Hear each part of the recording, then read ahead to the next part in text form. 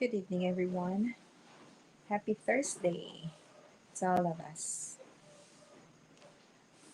We're in weight control part 2, continuation, page 224. We're on the page 224, 124. What's the problem? Family. Were your grandparents and parents, at least one from each generation, overweight or obese?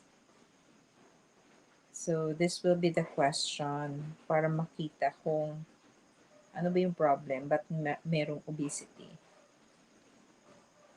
Are your children overweight? For an honest answer, ask other parents. Medical history. When you were born, was there anything that might have caused injury to the head or neck?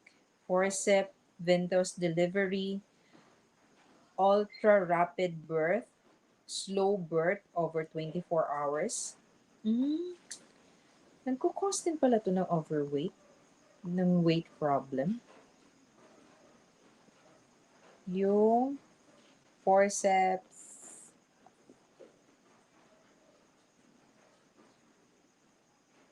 forceps, forceps, yung tinatawag nilang venous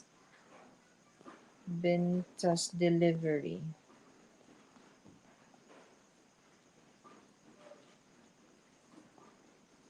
Venous delivery, ultra rapid birth, slow birth over 24 hours. So, tamang pag lang, pagpanganganak.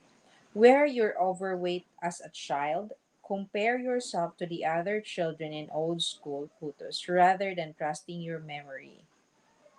Have you ever had a fall that knocked you unconscious, broke your nose, or injured your neck or skull, or whiplash from a car accident, or an accident as a child, such as a fall from a swing on tree that jarred your neck?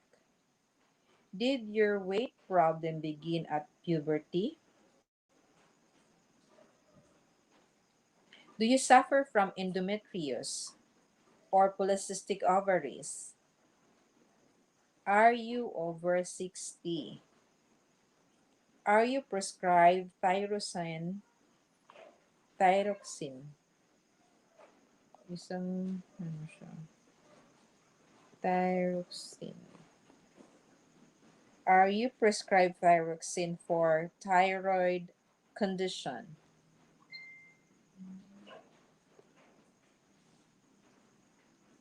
Or have you been prescribed steroids for more than 3 months? Have you ever suffered from eating disorder such as bulimia or obsessive compulsive eating? Have you had a hysterectomy? Have you had a prolonged period of stress? If this caused weight loss, answer A. If it is caused weight gain, answer B. Mm.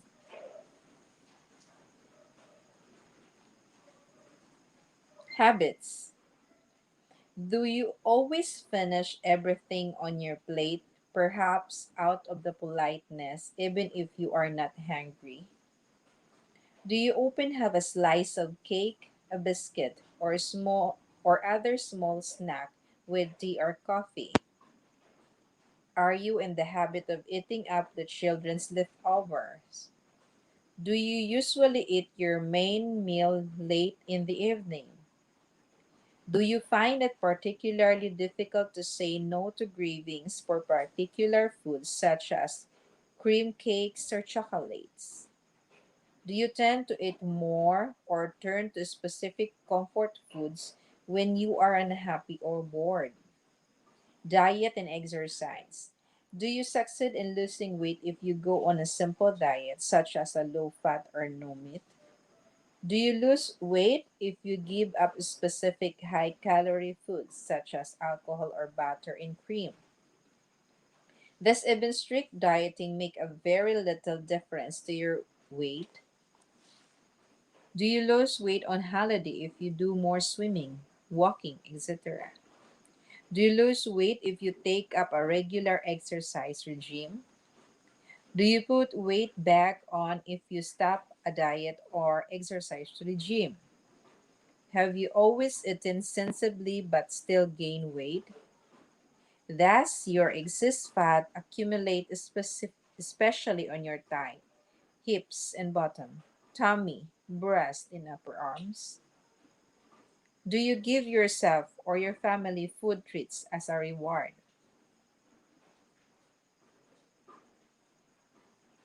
Did you answer yes mostly to the A questions? That indicates that your main problem is one of the eating too much and exercising too little. If you answer yes to any B questions, then hormones will probably be playing a part in your weight problems. If you have a thyroid problem, or if your weight gain dates only since a hysterectomy or the menopause, it is probably the main cause. Any cyst, then fat probably runs in the family, but you should consider carefully and honestly whether this is due to familiar habits, such as eating lots of big meals, rather than just blaming your genes.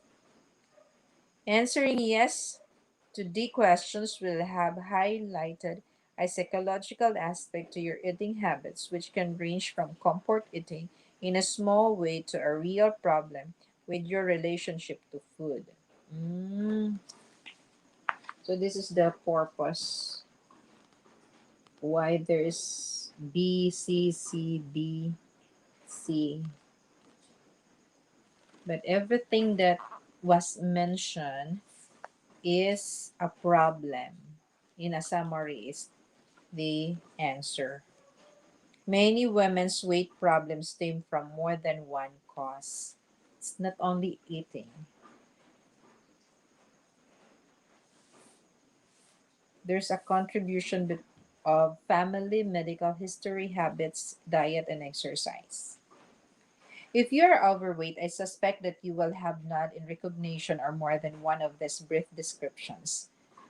Perhaps reaching the menopause combined with a few too many sweet treats or boozy nights out, or a sedentary life with too many opportunities to snack, or a genetic predisposition to plumpness, compounded by a long standing family habit of large meals.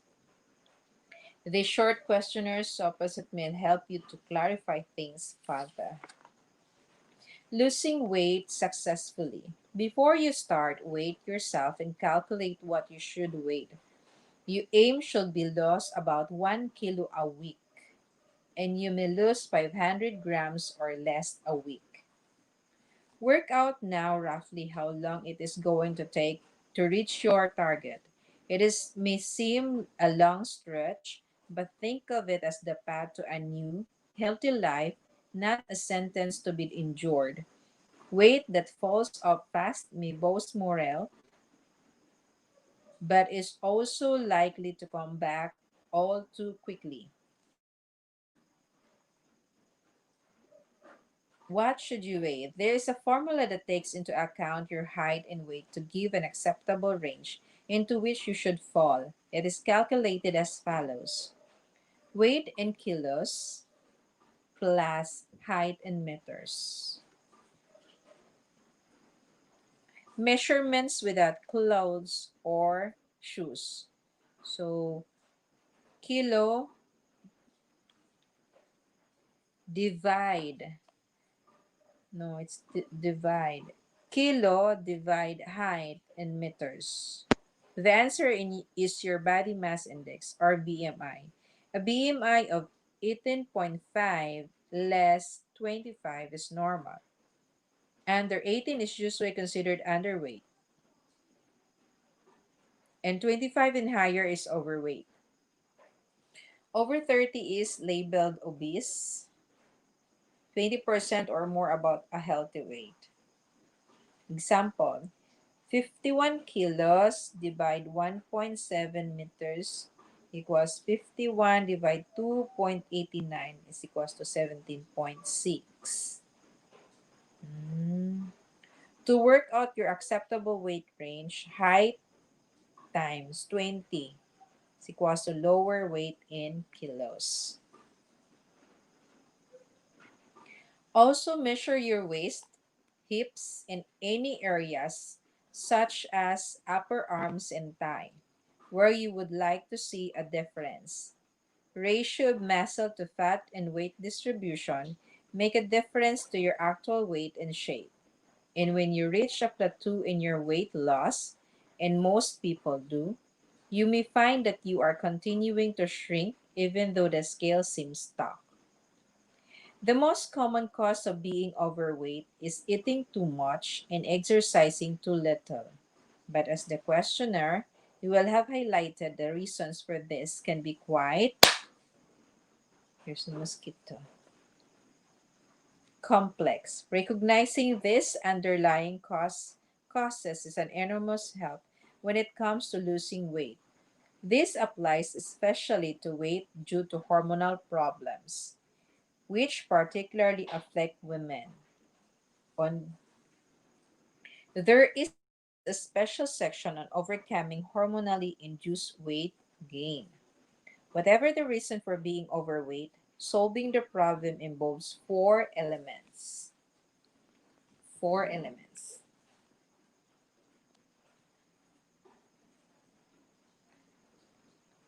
Whatever the reason for being overweight, solving the problem involves four elements: nutrition, fasting, exercise, and massage. The constitution and balance of each of these will vary according to your type of overweight. Nutrition. For many years, restricted diets were based solely on calorific intake, and some still are, but you could limit yourself to, say, 1,000 calories a day by a diet of two chocolate bars, a packet of crisps, in a croissant, but it's not one to be advised. What to eat? I do not recommend prescribed amounts of prescribed food, so there is no diet plan to follow here. What is important is rethinking the way you eat so that your dietary regime is just sufficient for your needs and as nutritious as possible. Hmm. There is no diet plan. So there is no diet plan to follow here. What is important is rethinking the way you eat so that your dietary regime is just sufficient for your needs and as nutritious as possible, providing everything you need for optimum health and giving your body the tools to repair itself and resist ills.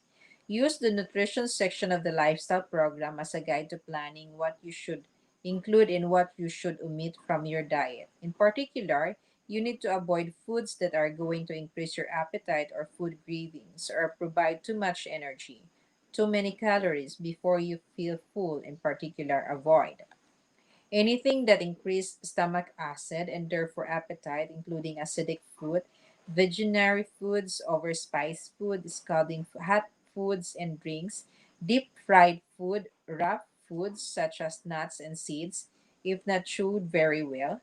This will increase your stomach acidity as it battles to break them down. Too much, too much, yes, too much fat.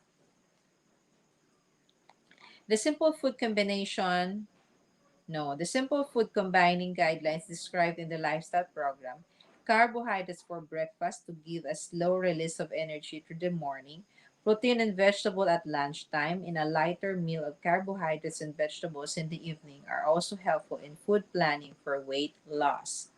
Meal planning.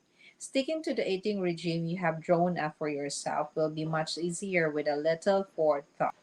Sit down and plan the meals for the whole week, resulting to takeaways or a last minute dash to the shops. It's likely to conflict with your new regime. Draw up a shopping list, amounts as well as ingredients from your meal plan and stick to it. Avoid impulse buys.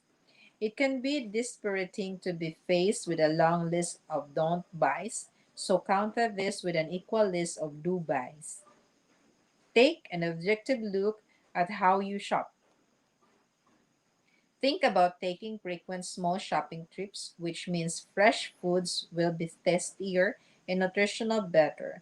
Consider alternatives to supermarkets, thereby limiting the lure of being surrounded by foods on your avoid list. Perhaps buying some food in non-consumable online will mean you have time to shop in local butchers, fishmongers, and greengrocers instead. Having to ask for each item individually is a good guard against impulse buying. Ban temptations such as cakes, sweets, and crepes from the house. Even if you are the only who needs to lose weight, explain to the family why you are doing this and ask for their help. Institute regular meal times so that you listen the temptation to snack and your body becomes attuned to knowing when the next meal is arriving. How much to eat? My grandfather always said, stop eating until you would be full if you had another mouthful, which is good advice. There are two common factors in overeating. Eating too fast are not or not paying attention to what you are eating. Habit. This often applies to families with a tendency to fatness. They have been brought up to think of the amount they eat as normal.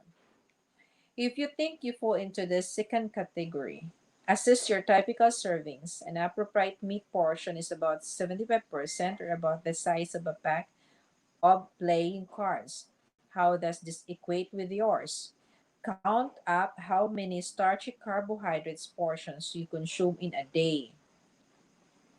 Check the amounts recommended in the cookery books for a meal you often eat.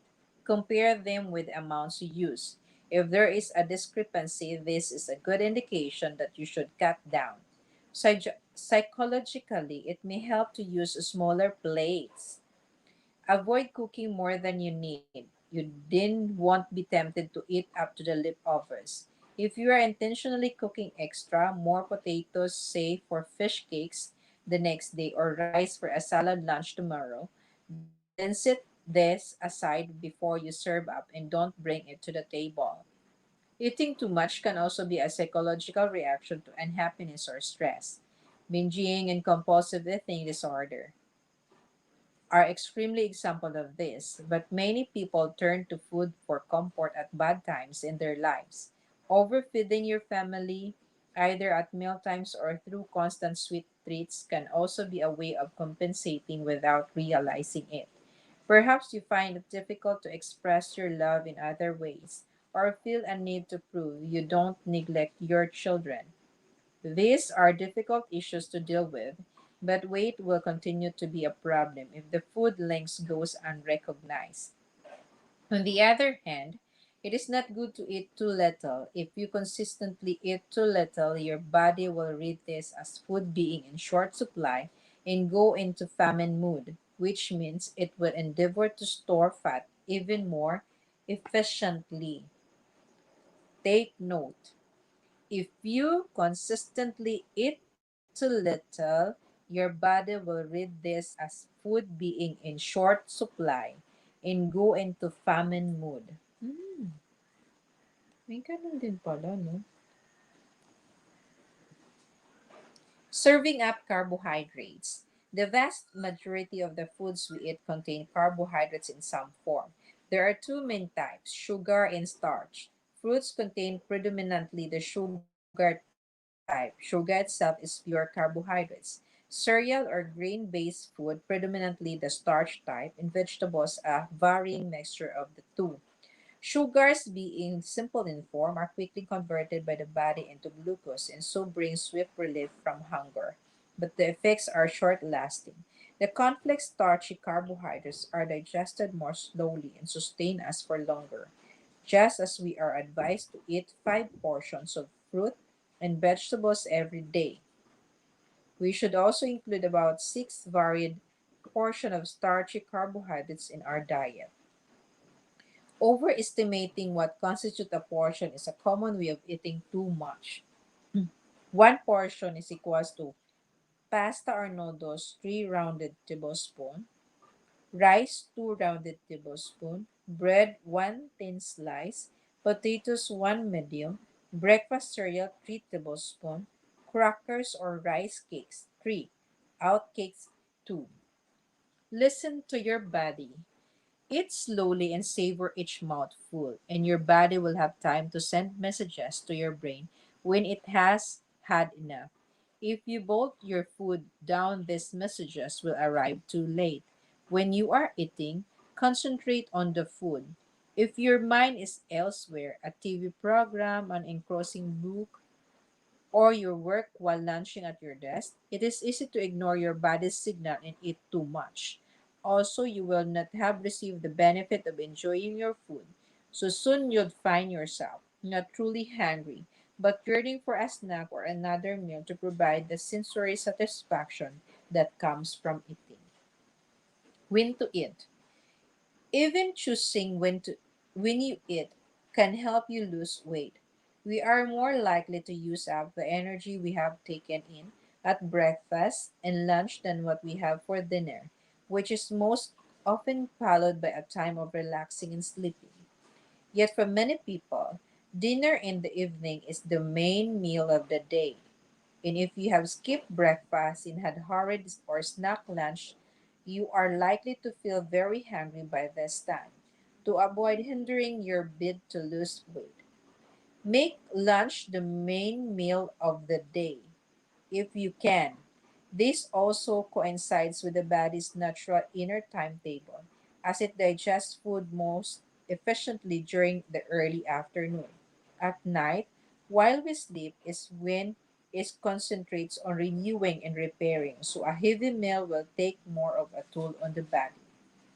If you have to have your main meal in the evening, try to eat early, say by 7 o'clock. Go for a walk. Go for a walk after dinner, especially if this has been your main meal. This will stimulate your digestion and use up some of the energy that would otherwise be turned to fat. Try to stick to regular meal times and don't allow yourself to become ravenously hungry. An empty stomach tends toward acidity, sharpening your appetite. Snack attacks.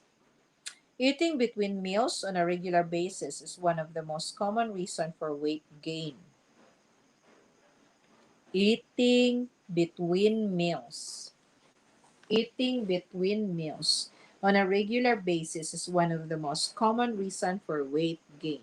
If you are cutting down on how much you eat, as well as revising what you eat, you are bound to get hungry pangs, at least until your stomach shrinks. Be realistic. You are not going to make the successful transition to your new eating regime if you are feeling constantly deprived or hungry. And of course, forbidden foods are all the more attractive. Prepare for this by taking evasive action. Instead of cakes or sweet biscuits, choose low fat, low sugar biscuits. Instead of sweets or chocolates, instant food, choose instant pop in the mouth fruit that needs no preparation. Cherries, cape, gooseberries, grapes, dates, blueberries. Instead of cheese, choose vegetables that can be eaten raw. Mango mangitut, celery, carrots.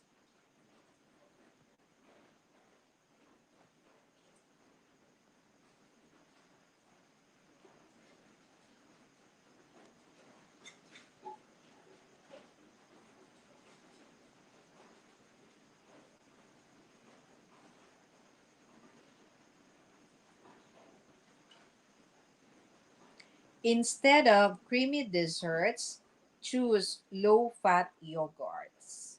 Instead of sweet or fizzy drinks, choose whole fruit juices, probably non-citrus, flavored mineral waters. They vary a lot in taste, so try out different ones and experiment with adding your own flavoring. We're done. And it's time to go to bed. Till the next time. Sa susunod na naman na gabi.